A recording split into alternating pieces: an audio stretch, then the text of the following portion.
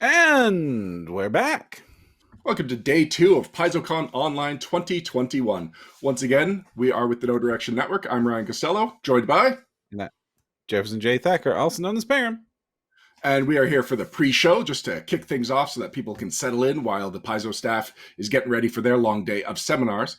And actually, it's not just going to be Parham and I today. We actually have a fun opportunity to speak with the publisher of Pathfinder Arena, which is an upcoming skirmish game set in the Pathfinder world. It'll be a Pathfinder-based miniature skirmish game coming to crowdfunding in a couple of months. So here to talk all about that is Stefano Di Carlio. So close to getting it right. I'm sorry. It's definitely Stefano Di Carolis. How are you, Stefano? Yeah. I'm sorry. Hello. Hi, everybody. Thank you for giving me this opportunity. I'm very happy to have the chance to speak with you. And it's a kind of honor, actually. I'm Stefano from Uniti, and actually, yeah, everything is correct. We are working on this project, which is called Pathfinder Arena, which is the first board game set in Pathfinder world. And it's it consists of plastic miniatures, a very peculiar board game which is made of tiles that can shift horizontally and vertically. And the board game, and it's a competitive game. So it is not a crawling. It's a game where 4 heroes are trapped in this mighty, and the way to get out is to champion of the arena. So they will compete and to obtain the most glory points. And it looks like we're losing you, Stefano. I'm sorry. Yeah. But it's like you can also make the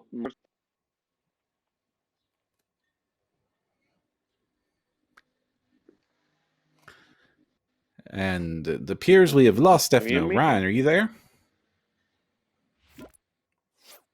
I am here. I was muted. Sorry. I'm here. Okay. I'm here. Can you hear me? All right, Stefano, maybe we'll ask a question and we'll try and keep it to like 1 or 2 sentence bursts, just because it seems like the longer you talk, the worse the connection gets. So let's start with why did you want to make a Pathfinder skirmish miniature game? It's not a skirmish miniature game, Ryan. It's a competitive board game. Okay. All right. Fair enough. Yeah. Can you hear me now? Yes, we can.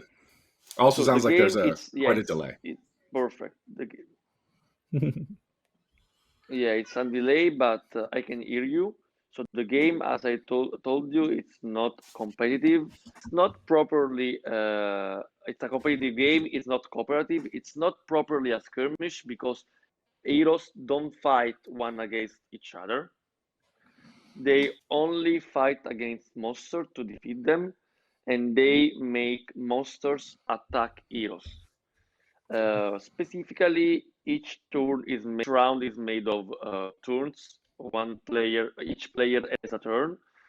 Every turn is made of the hero phase and the monster phase. So if you're able to make monsters attack other heroes during your turn, you score points. And you can do it because you actually can spend action points to move your hero and to change the structure of the arena, because you can shift the tiles horizontally and vertically.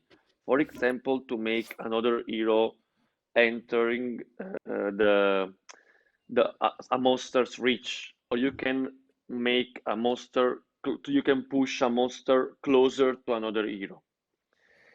And you also score points by leveling your hero up, because you have 4 waves of monsters, and after all monsters of a wave are defeated, you can level up your hero. So you can learn new feat, new spells, you can obtain new items, and all of these are very important because you can make your hero stronger, and they also worth points in somehow. So, about how long do you think a match of Pathfinder Arena is going to take your average game group? I would say 90 minutes, one Okay. hour and a half, more or less. Maybe, yeah, a 4-player game took a bit longer than a 2-player game, but averagely, I would say 90 minutes. It's probably the most. It's the correct answer. Yeah. So notice it is coming with a bunch of miniatures. Are these 28mm scales so that Pathfinder players get double duty out of them?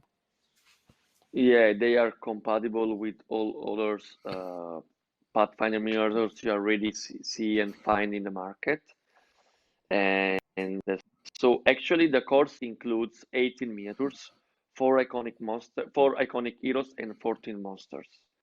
And then we also made a Facebook group, and in our Facebook group we let people choose monsters and heroes for the extensions we already planned. So actually we already planned a hero extension which includes Sioni and Fumbus, and this was the result of the choices of the people who voted in our great Facebook group. The monster expansion includes the Goblin Pyro, Gargoyle, the Nightmare, and Pharaoh Mummy. And then we have the Age of Ashes expansions, which is the biggest one, which includes Nketia as a hero, and then the El Knight Skeletal, the Sharauka, Belmazog, and Dragon Shard Golem. And then there is the day one bonus, which is the Black Dragon, the young Black Dragon. So can you explain how the day one bonus is going to work? It's if you back the game in the day one of the crowdfunding campaign, you will have this miniature for free. Nice. Yeah. And the crowdfunding campaign.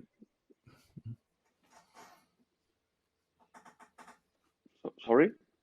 When is the campaign going to launch? Yeah, okay. It's going to be between October and November. We will, in the next weeks, we will make it official and we will announce the exact date. And yeah, we made a lot of miniatures, but it's not only a miniatures game. I mean, it's a game which relies on a really, let me say, sophisticated game mechanism. For example, the combat system, it's totally diceless. You can plan almost everything into this game, apart from other players' actions which can really impact on your strategy. So it's actually a board game. The idea is to offer a different game experience from the role play game. We want to give another experience to people who already love the lore and the role play game and the Pathfinder scenario and all the amazing details that are around the Pathfinder world and Golarion. It looks like the stats are kind of like a resource that you're acquiring while you're playing the game, and then you allocate them to use the special ability cards.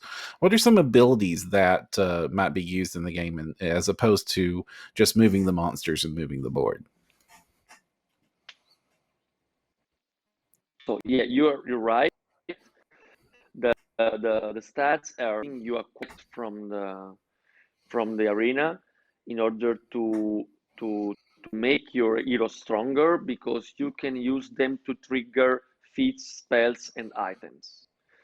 But you also have you start with 4 action points at the end of the game. But by increasing your dexterity, you also increase the number of actions you have in one turn.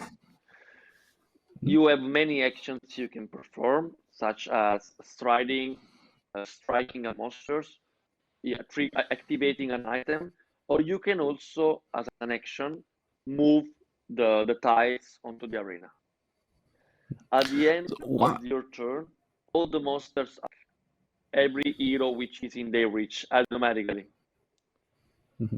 So you might end up accidentally putting a minotaur on yourself. Phase, another monster phase. Can you say it again, Phil? So you might actually end up accidentally putting a minotaur on yourself. Yeah, I mean, you can actually put, you can spend your action to move into the arena, collecting tokens, defeating monsters, or you can spend your actions to make, to push monsters closer to other heroes. And they always attack automatically. You mentioned there's an Age of Actually, Ashes monsters, expansion. yeah. How is the game going to incorporate the Age of Ashes adventure path into Arena? Basically, it's only thanks to the fact that people who play, who also have at their disposal the Age of Ashes expansions, can also choose Nketia as a hero, which Nketia also has special spells and list of items. And all the monsters of they add to the ones that already are in play. And because we made also, even in the core set, there are more monsters than you need in a single game. So we made this to give some replayability to the game. And by adding more extensions, you not only have more heroes but also more monsters. You can actually choose which monsters you want to use for the game, or you can also put all together and just randomly roam the one that actually will take part into the game.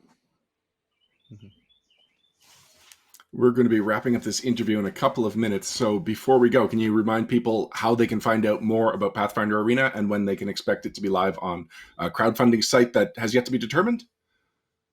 It's October and November. The crowdfunding platform will be also officially announced very soon in the next weeks. But so far, you can still follow us by joining our Facebook group, Pathfinder Arena official Facebook group. Then there is our website, Uniti International, and there you can find a pretty big part of the website which is dedicated to this project. And probably you will see some ads around in the next months because we aim at spreading the communication around. But mostly you will find us on our Facebook group dedicated to Pathfinder and on our website, which is Uniti International. That's And Pathfinder Arena official group, right?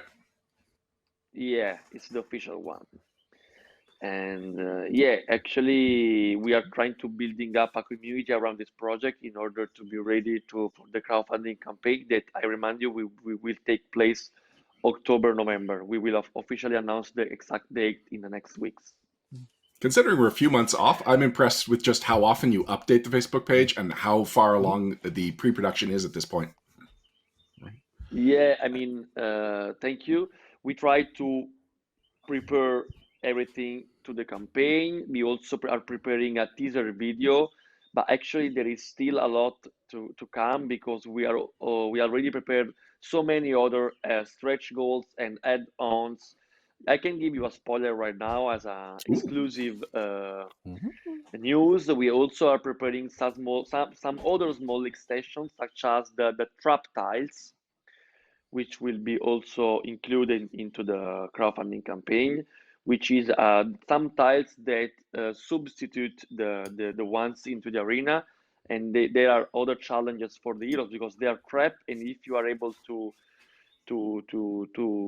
overcome them, they will also give you glory points, which are actually the victory points of the game. Excellent. All right. Well, thank you so much, Stefano. I'm looking forward to finding out more about Pathfinder Arena as we're getting close to its launch date, and hope to hear from you again soon. Thank you. I'm sorry we didn't manage to make the video, but I'm happy I had the chance to stay here with you and speak with you about the game. Thank you for watching, and please follow us and join our Facebook group. The more, the better. We want to really give you the best game possible, which about this majestic lore, which is a lore I love and everybody loves in this community.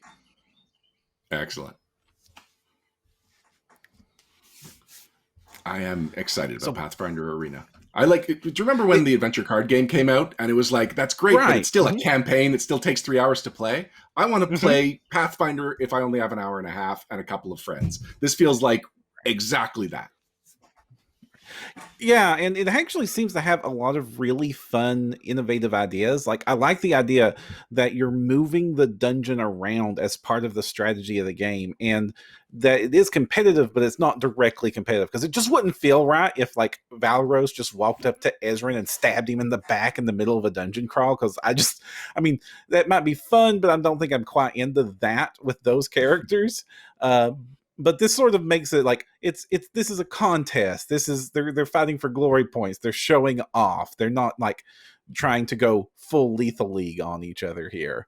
And I do it does remind me a bit of the adventure card game when you look at their those stat cards. They kind of really kind of fit the same inspiration there. But the idea that like you build up your intelligence as you level up your character, for instance, if you're playing Ezrin, but then you spend that resource to use on your turn to cast spells is a fun way to tie in the game stats with a more board game style gameplay loop. And in case anyone wants to know how you know so much about the game rules, they've got the game rules up, at least a beta of the rules, on that Facebook page they were talking about. Yeah, and that was super, which is why I was surprised that they mentioned like this is an October-November campaign. I'm like, this thing looks like it's ready to come out. That gives me extra confidence in this company's ability to deliver this game. They have a very realistic timeline with probably a little bit of extra time put into it to make sure that it all pulls off, according to schedule and according to people's expectations. Right. In the age of COVID shipping delays, that is the reason we're going to get all 3 volumes of Ruby Phoenix tournament on the same day. Having confidence before a campaign like this is important. Well, Param, we've got about 12 minutes before the official start of the PaizoCon Online 2021 Seminars Day 2. Mm-hmm. So I just want to go down what's expected today, what's on the schedule. Starting with what's up next. It's Paizo's beginning years, at 12 o'clock Pacific, 3 p.m. Eastern. I actually missed that this seminar was happening somehow. Like, I guess I was vaguely aware of it, but once I actually saw the title and really sank in, it's like, that is a cool topic. And it's not something that Paizo tends to cover that often. No, actually they do every year.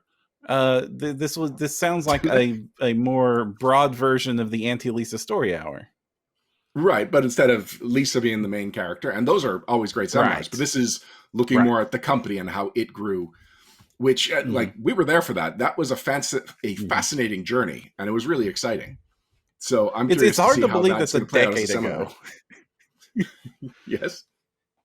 Indeed. Yeah, and then right after that is one of the seminars I'm going to be looking most forward to, which is the Behind the Pages Secrets of Magic. And then me and Lauren, immediately after that seminar, we'll get a chance to interview Logan from that team about Secrets of Magic. And, I've got tons of questions. I got so many questions. I am looking forward to listening to you and Lauren talk about that one. I won't be sitting in on that interview, but I do. Lauren is so enthusiastic, and it's going to be exciting to see what she does with Logan. And then you and Lauren... I'm sorry. Go ahead. Sorry. I was going to say, but then you and Lauren are going to get to have the spotlight, because first there's going to be basically the Starfinder Adventure Path seminars, where they're going to be talking about Junker's Delight and the Horizons of Vast, also known as Space Maker or Empire Maker or King Maker in space. I mean, that's the campaign everybody's been begging Paizo to make since Starfinder was announced. So everybody's got huge hype on that. Yeah, and after that seminar, it will be Lauren and I talking with Jason Keeley, who is, a good friend of ours. He plays in Adventures with us, and he is a friend of the network and a cast member on some of our actual play podcasts. So even though Lauren and I are not Starfinder players, it just so happens a lot of the Starfinder stuff happened on the day. Lauren is a big Starfinder player? Yeah, she was in she was on Stellar with us. She led the team. Well, then she could lead the interview, and I will just be there to, enjoy Jason's company. And Jason's and then finally, we wrap up the seminars with one more Starfinder-related seminar. It is Secrets of the Pact World. So it is the Starfinder equivalent of yesterday's Secrets of Galarian. And Param, I know you're always a fan of the Secrets of series. Mm-hmm. Yeah, and the Pact Worlds ones are especially fun because the Pact World is kind of full of secrets, but it's also a lot of it's unwritten. So this is a lot of really cool stuff comes out of that seminar, where it's less, if you go looking at this published thing and this published book over here and then this thing we're working on, it's like this is like a good way to find out stuff before anybody's ever read it. Honestly, I think Secrets of the Pact World is more like be there while we kind of brainstorm and develop new things about the Pact World. Secretly influence its direction. And that may be the last seminar, but that's not the end of the day. Sorry, go ahead. Kate Baker is going to be on that with John and Jake. I didn't know Kate Baker was on that. That's so cool. Kate Baker is the guest of honor in waiting. She was supposed to be last year's guest of honor. They put that on hold until the next physical meat space PaizoCon, which, probably next year. And so, Kate Baker is a really influential freelancer when it comes to Starfinder and is a creator of fan-favorite content. Yeah, brilliant writer. If you ever get a chance to read any game content made by Kate, do it. So that is the last of the seminars, but that is not the end of the day. At 6 o'clock Pacific, 9 p.m. Eastern, the Glass Cannon podcast will be playing the new Pathfinder one-shot, Dinner at Lion Lodge. So Paizo is releasing several of these one-shot adventures throughout PaizoCon, and they are having a lot of the actual play podcasts that have really made a name for themselves playing Pathfinder actual plays, and in a lot of ways it's a reciprocal relationship because Glass Cannon, in a lot of ways, brings an audience to Pathfinder. So they'll be playing that new one-shot. It will be, Troy will be GMing. He is the main GM of the Glass Cannon podcast. And it's Dinner at Lion Lodge, which sounds exciting. And if you listen to it and you enjoy it, it will be available shortly thereafter, and you can play it for yourself. Yeah, and those adventures are only like $5, which is just $4 and some change if you have the Pathfinder Advantage subscription. So it's not like, definitely it's worth checking out if you're interested. They do seem to be filling what would have been like the Skittershot Weeby Goblin Weeby Kobold slots that we're used to from previous years. Yeah, those were free RPG Day modules, but they did not have the production value of a free product. Those were definitely valuable products that people still chase after if they didn't manage to get it the day of. Yeah, they are highly. I mean, the very first one, which is Hollow's Last Hope, is one of the most valuable Pathfinder books there is. Oh, Magard is reminding us that Humble Bundle has great Pathfinder deal going on right now. I don't have the link and the details offhand, but I do know that it is a great second edition Humble Bundle going on with the opportunity to even get the core rulebook, which would be added, Bestiary 3. Oh, it's Bestiary 3? I really don't have the details. You get... it's all of the core. So core rulebook, Bestiary 3 PDF, Game Mastery Guide PDF, all of Extinction Curse is available. Lost Omens World Guide is available. Like a bunch of the fiction, some other Lost Omens material. And, and if at the top tier, which I think is like only like 35, I might be wrong on that. I know like less than 50, you have to pay separate shipping, but you can also get a physical copy of Bestiary 3 if you want an actual physical book along with it. It's actually one of the best, most economic ways to get into Pathfinder 2 right now. And if you're at all interested in Pathfinder 2, jump on that right away. Another cool thing that was just announced this morning was the PaizoCon 2021 Hero Point.